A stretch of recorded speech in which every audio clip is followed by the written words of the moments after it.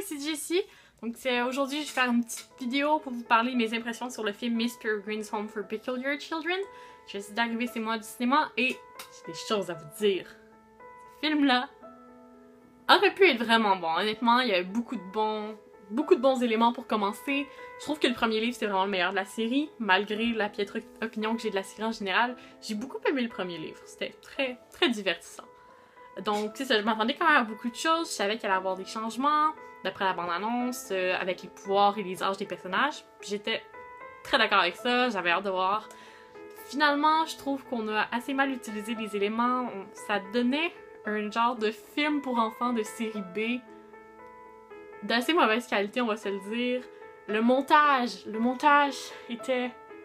Oh, ça m'a fait de la peine de voir du si mauvais montage, honnêtement. C'est triste. Donc c'est ça, en gros, ce que j'avais à dire, c'est que le montage était vraiment très pathétique, on va se le dire. C'est très plat. Les coupures n'avaient pas de sens, je trouvais. C'était assez dommage, je trouve. Ça aurait pu être vraiment mieux, je pense qu'il y avait probablement du bon potentiel. Il y avait la plupart des acteurs aussi qui avaient un jeu assez bof, qui avait pas l'air très investi dans le personnage.